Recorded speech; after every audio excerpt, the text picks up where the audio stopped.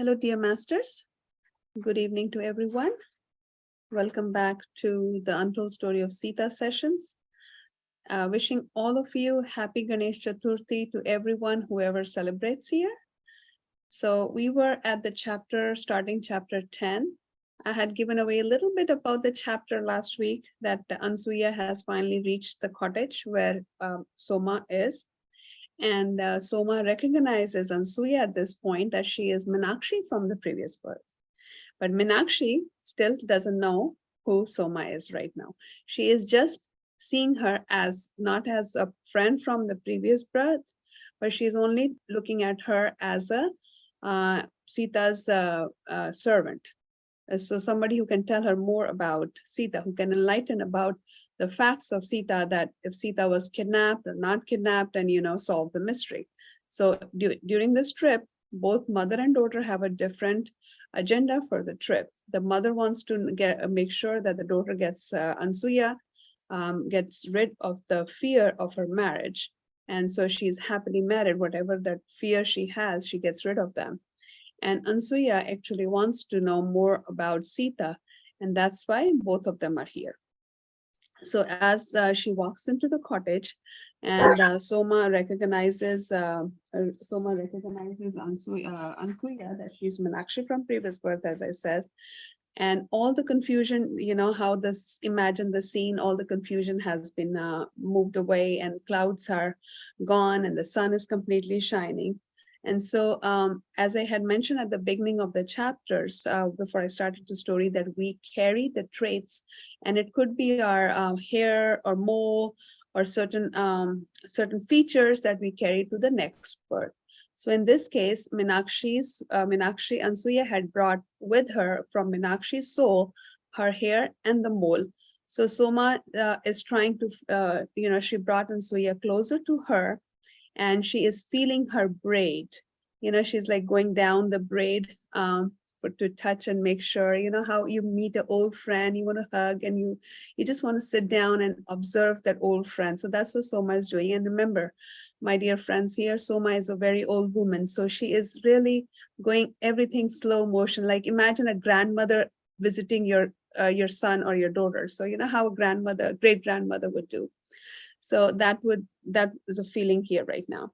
And she, when her hand comes to the mole, she just pauses and she's like making sure, oh yes, it is you. I was right. And she's like, you are so beautiful. And Ansuya says, while growing up, I never thought I was very pretty or not so pretty. But I always thought that, yes, my dad always calls me the little princess. And for my dad, I was the most prettiest person. But as a person myself, I have never thought that if I'm very pretty or not. So as Soma was, she was very happy deep inside that she finally met Meenakshi. Ansuya's mother walks into the cottage. And so the mother introduces herself and Ansuya to Soma. So Soma, and so Ansuya is still observing how Soma is looking at her room, her whatever she's wearing. So she sees Soma wearing an orange color sari with her head covered. And she says that even though Soma was talking to my mother at this point, her eyes were kept on coming towards me in my direction. She was looking at me with the side eye. You know how you're trying to see somebody that very precious you met after such a long time. So she says, So when the mother introduces Ansuya as Ansuya, so Soma says, so you have been named after great Rishi sage Ansuya. So remember, this is not Ansuya, Rishi's wife. She is named after Rishi Ansuya. So Ansuya's mother says, she has been named after Rishi Atri's wife, Ansuya. So you have to remember here how the mother introduces Ansuya, the original character, Rishi's wife. She does not say that my daughter is named after great sage, a great woman sage, Ansuya, but instead the mother says, yes, I named, or we named our daughter Ansuya after Rishi Atri's wife, Ansuya. So Soma says, so that's what they know her as, a wife, not she basically, the Ansuya, Rishi Ansuya does not have an identity of her own. She is known as Rishi Atri's wife only. So she is trying to clarify that how powerful Rishi Ansuya was by herself. So she is trying to, Soma is trying to give the introduction to the mother and the daughter, how powerful, how great Rishi herself, Rishi Ansuya was. She says, Rishi, I agree, Rishi Ansuya was a devoted wife, but the power of meditation that this woman had, she was equivalent to any male rishi out there. And she had created so many things, she had done so many things at her time that it will be remembered by the generations to come. She was a woman full of wisdom, and she was a mother of knowledge. And that's how much knowledge that woman had. She love and the wisdom that woman had. And all that work she had done on herself, being a great meditator, those fruits of her meditation she had given to Sita Mata, which had helped Mata herself to prepare her for the time she was with Ravan in the time of exile. So Soma says this is a very sad part, that people are forgetting our culture here. And so as soon as the topic comes about kidnapping, about Mata, Ansuya, our character Ansuya in the story, she kinds of gets unsettled. So mother explains Soma that this is a very emotional topic for my child, and so we kind of don't talk about it, because as soon as the topic comes about the mother being kidnapped, she gets very unstable, and I just don't want her to go through a phase of panic attack. So Soma listens to the mother very calmly, and she looks at Ansuya, our character Ansuya, the previous birth Meenakshi Ansuya, and she looks at her and she holds her hands with love, and gently she says, "Honey, sweetheart," kind words like that, just trying to make sure she's comfortable so she does not go into a panic attack mode, right? So she asks her sweetly, nicely, if the what made you think that if captivity did not happen, what other options you think it could be? She says, and I want to know, Soma says, I want to know what makes you think that captivity did not happen. So Ansuya says, at this point, I was looking for words. I felt like, like a direct question towards her. So she kind of hesitates a little bit. Then she says, I feel like, there was the woman Mata. As a woman, she was a very powerful woman. And that's what Ansuya is saying to Soma, that I don't feel that nothing could have happened without her consent. And she was not any weakling. She was a very strong woman. And so Soma says, yes, you were right. You're right. You're right, Ansuya. Mata was not a very feeble or a weak woman. She was a very strong woman. And Mata knew that to get into the heart of the kingdom of a Asur means demon, to get to the heart of the demons, she has to go in the heart. She has to be in the middle of the war zone, you can call. Ravan's place is considered a war zone because, Mata was trying to fight the emotional war with Ravan. When we go further in the story, you will hear how Mata was tortured mentally by Ravan. And then Mata trying to calm him down through mental level. They were having a fight and on mental level, not like Ramji. Ramji used weapons and everything, but Mata was making all with her meditation power. She was, when we meditate, we say when one person in the house is a meditator, it affects the rest of the family members. So Mata was a higher meditator, very high meditator, right? So with her meditation, she was changing lives of one person at a time. That was in his kingdom and the Ravan's kingdom. So Mata knew that she had to work from inside. Her job was to work from inside, and Ramji's job was to work from outside. And so that's how they were a very great combination. The both husband and wife had a great, so one could not have done the job by themselves. So they both were a great team. So, sadly, what happened here is Soma says people don't want to hear about Mata's sacrifices. And Mata was not a person who would say, "Oh, I brag about her things like what she did." So Mata was not the one to say, oh, I did this, I did that. No. So Mata wanted to keep everything quiet about herself. So she never addressed what sacrifices she did. And now Soma says, sadly, people don't want to hear about her stories. People just want to know how much Ayodhya has progressed, how much kingdoms have come and met with them. So that's what people want to know. Nobody wants to hear about Mata's sacrifice. And Ansuya says, but Soma, I really want to know the true story. What happened? Please let me know whatever you know. And Soma says, patience is the key, patience is the key. And first, I have to feed you food. Mata will never be happy. What do we do when we have a guest in our house? We make sure they're fed for first, right? We want to make them comfortable, tea, food, anything we want to give to our guests, right? So she says, I made some refreshments and I want you to serve them. So then Ansuya says, did Mata always wanted to feed too? Mata says, Soma says, yes. Mata says, we never feed our guests leftovers. We always, even though it might be a little less, but whatever we have, always cook fresh. And that's what Patri sir did, remember? So Patri sir always said, you call somebody for meditation, feed them first, and make sure, the love and affection that comes from the food, food carries a lot of energy. Water carries a lot of energy. So Ansuya says, is this how it worked in Mithila as well? Soma says, yeah. Raja Janak always believed in the power of giving, a gift of giving. He says, the more you give, the universe will bring it back to you. Janak Baba always practiced this theory of his, and Mata also did follow his footsteps. And then when they were still talking, more people, more saints came over, like the students passing by or travelers passing by. They were sitting down and they started to enjoy the food too. And Soma at this point says, I am so ready to leave this earth. I don't know what Mata is waiting for. I'm just waiting for Mata to come get me, and I'm so ready to leave this world.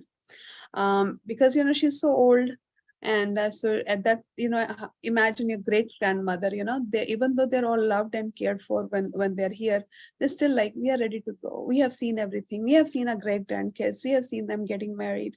So we are ready to go. So that's how Soma was. So one of the saints that was passing by, who was enjoying Soma's food, he says, Mata wants you to spread her word. Whatever sacrifices she did, you know, she didn't tell us, but I think she wants you to tell on her behalf, so people know who true Sita was, and that's why probably you're here. So then Ansuya starts talking to Soma again, that Janak Baba and Sunana Ma also were like that. She says, yeah, there was. Then Soma tells Ansuya the story about how the drought had happened, and how Raja Janak and Sunana Ma wanted to make sure each and every person was fed in the kingdom before they made themselves a plate. So this cook in their on the kitchen was new, and he says, oh, look, I only have 2 plates. So this couple came by for food, and so the cook says, I only have 2 plates left food for Raja Janak and Sunana Ma. Excuse me. So I cannot share this food with you. And so when Raja Janak came to know about it, he says, no, go find that couple, feed them first. We will not eat even if a single person in our kingdom is hungry. That's the love the Raja Janak had for his people. And he says Mata was also the same father-daughter, the same footsteps. Mata was also against the law of nature that people were hoarding food. And when we hoard food, we saw the live situation when COVID happened. People were hoarding gloves, people were hoarding even injections, medicines, oxygen, everything. So food, besides even the food is one thing. People were even hoarding medicine stuff, medical stuff. People who really needed it were not able to get hold of them. So Mata was also against people's nature, against the hoarding, the people who were hoarding food. And so similar situation was happening here. So what Ravan was doing here was, if he sees that south has a lot of water, he would hold the water, put some bridges over them or something, or with his black magic, he would hoard the water. So people are not able to get hold of water. And that's way of his controlling that area. So if he would sees that if east side has a lot of mines or gold mines and stuff like that, he would capture them. So people are, okay, we are tired of fighting, we will just give up. So that's how he was hoarding. So the balance was not being maintained. So if the water doesn't flow properly, the other parts of the country will not get the water, right? So he was controlling and hoarding stuff, and even distribution was not happening, and that's why things were going, all negative energy was flowing at this time, um, when Ram and Sita were there. So then Soma was asked, and Suya asked Soma again, was it really hard when you left Mithila and you moved with the Sita Mata to Ayodhya? Soma was very surprised. She goes, "Huh, you don't remember how it was, right?" So she's talking to herself like, "Meenakshi, you don't know how hard it was. We all know." So Mata always said, Sita Mata always said that I want to take four of you with me, so because you will bring our ritual from Mithila to Ayodhya and settle things down. Yes, it was very hard to leave Raja Janak physically. Soma is telling Ansuya, but he was a father figure to me. I was 12, 13 years old when I joined the palace at Mithila, and Raja Janak practically, was there as a father figure. So yes, it was very hard for me to leave him. He treated us, all four of us, as his own daughters, and he always loved us. And when Mata saw Raja Janak for the last time, and they were parting ways, when Mata was ready to come to Ayodhya, Mata had a certain look that she was giving to her father, like, yes, father, we will be meeting this on this earth for the last time, but we will meet again on the inner planes. So on a different level, on a meditative level. And Mata kept her promise. Every time she wanted to meet, we didn't have telephones back then, right? So anytime Mata wanted to ask a question, or she had a query in her life, or she wanted to tell any important information, she would invoke Raja Janak, and Raja Janak would come there and talk to her daughter. So a few examples are like when Mata was ready to go for exile for 14 years, she had mentioned that to Raja Janak. Then when she was going back when she was pregnant with Love and Kush, she told Raja Janak. When she was leaving her body, she told Raja Janak. So the bond was very close with the Mata and the father and the daughter. And Mata very normally received messages too from her father. That's what's mentioned in this book. And then when we were leaving the Mithila, Sunana Ma gave everybody a piece of jewelry. And especially she gave a Juda money. Juda money is a hair, like a hair clip, to Mata, and a pendant. The silver pendant is very important. Do not forget that. It's a very important link in the story.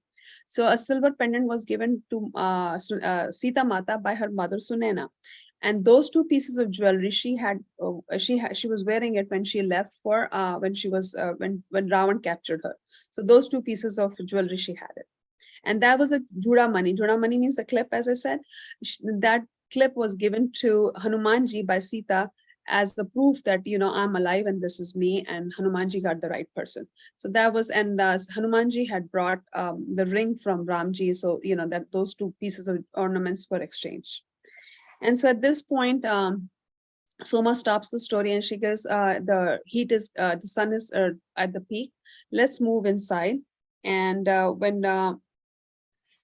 when they came inside, she started to prepare some food. And she always said that Mata said that we should not always run about material stuff. We should always focus on the simple living. And at this point, Anusuya is the first time inside the first time when she was there. It was not very sun was not so in the hut, so the clear picture was not there. So at this point, she's clearly looking around how the cottage is set for Soma. So she sees around that it is a very simple place, and all in the corner, the Sita Mata's handmade sand image is sitting, and there's the flowers and very thing. So she comes and there are two comfortable cushions for both mother and daughter to have a seat. And then Soma, after she feeds them, she continues the story. She says one time when Shri Ram and Rishi Atri were at Chitrakoot, and Ansuya Mata was there, and they both were staying there, And Mata was Ramji and Sita Mata were given a cave by both Rishi Atri and Rishi Ansuya for their privacy, and they said you can stay here as long as you want. So one day Sita Mata was thirsty, and Ramji said, "Okay, I'll go get some water from the nearest river for you." And all of a sudden, as Ramji was walking out of the cave, he saw a little sprout of water coming out from the ground, and that was a sign that how Mata's nature even fulfilled Mata's wishes. As Mata said, "I'm thirsty," the water sprouted, and that was River Godavari. So River Godavari rose from that little spring of water that came out from the ground, and she says, "I'm here to seek your blessings, and I will leave a portion of water for you here while I move down to south, and I will meet you there." And Godavari is considered as Sita Mata's daughter. And Godavari will be near Panchvati, and she will meet them again. So for now, Godavari moves down to south. And so she starts flowing after she seeks blessings uh, from Ram and Sita. So Godavari also kept giving her signals when the environment was changing, when Ravan was approaching and all that. So Godavari also gives signs to Sita Mata and Ramji.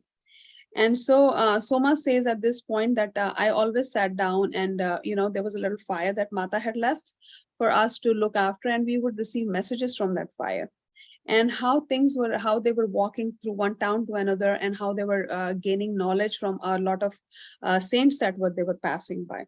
And one time they were, Ramji was taken by Vishwamitra to Mithila.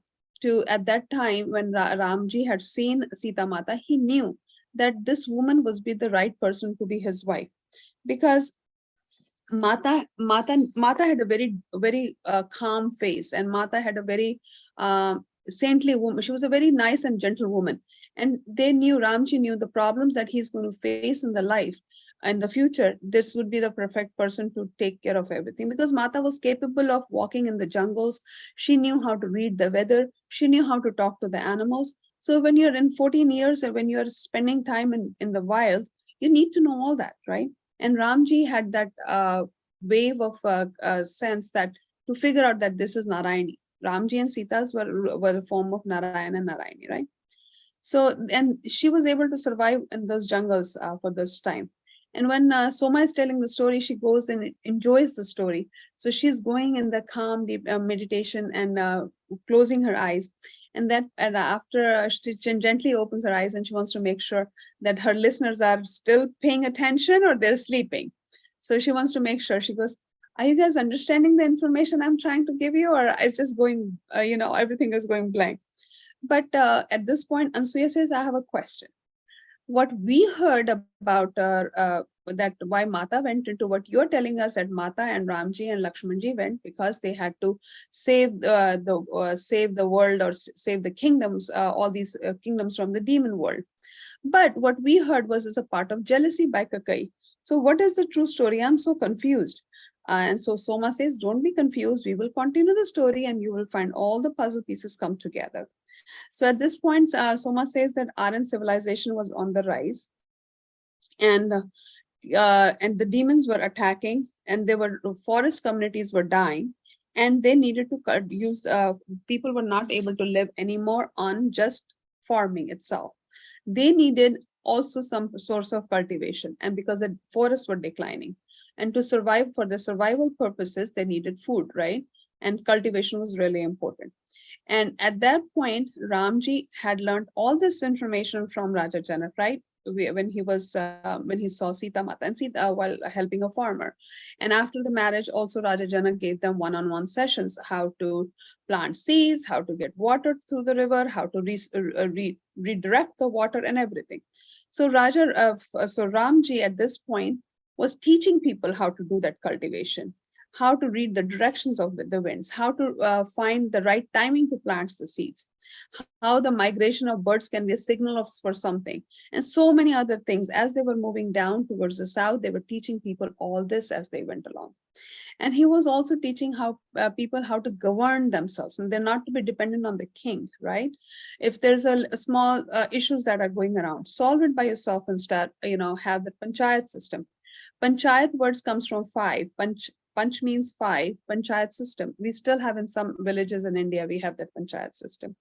So every time a community would fight because of the demons were attacking, somebody's son would die, somebody's husband would die.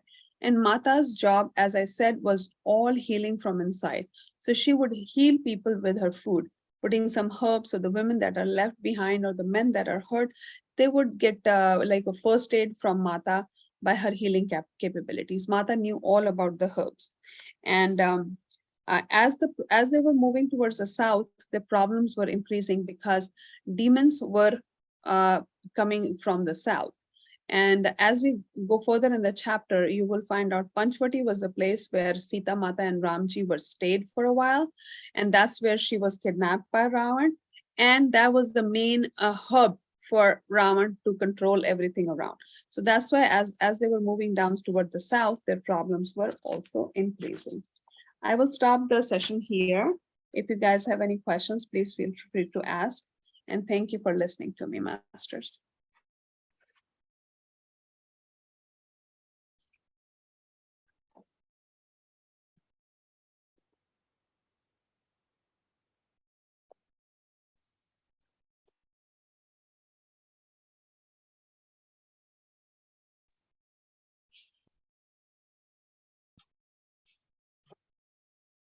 It's really good, ma'am, the way you are explaining each and every part of the. I read the book way back, like 2 years back. Now I'm listening to it. It's really wonderful.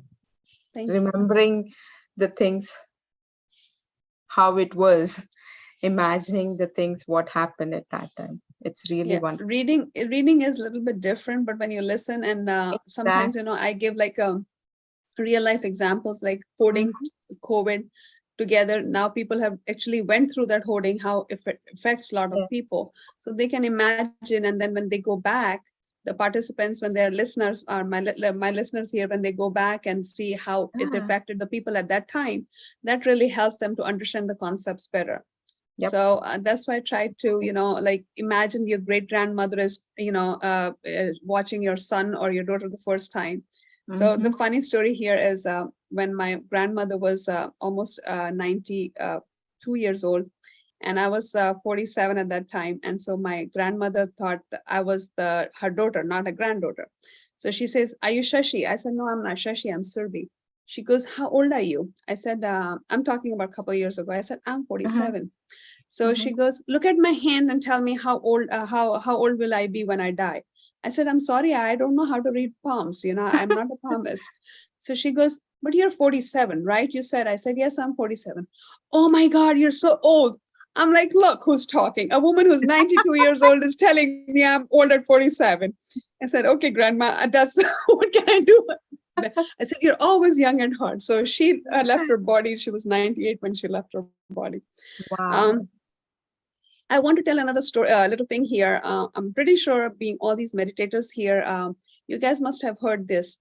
Water, as I said, I was when I was reading that story and the story, and I said water and food carry Mm-hmm. energies, but water carries energies faster. So there was a doctor.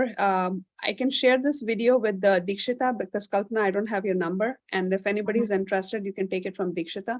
I forgot that doctor's name. He was a Japanese doctor. So he took a water and Yeah. he said Yeah. some He kind did. words to the water. So crystals came up. So you guys know that. So and then he said some mean words to the water, and the water just splattered all over. Yep. That's why when we do our prayer ceremonies, we always keep a glass of water, and that water is used as a charnamat, to distribute as a purified water, and it's supposed to contain as even at home when you're praying, keep a glass or a glass of water, And then once you're done with the prayer, even your daily prayers, distribute that water among your family members, or just put it back in your water jug, so every family member, they drink it from the jug. So just pour that water in the jug, that whoever drinks it will get the water by itself. Because in Yep. the morning, the schedules are everywhere, the kids are everywhere, your husband's everywhere, grandmothers or anybody living in the house, everybody's running around. So the best way is to put it in the jug, and that way everybody will get it. So thank you again, everyone. And somebody Thank you. said something. Oh, thank you, Jhansi Rani ji. Good night. You guys enjoy your meditation. I will see you guys next week. Kalpana ji, I made you the host. Sure. Ah, Thank you, ma'am. Good Thank night, you. everyone. Thank you. Bye. Bye.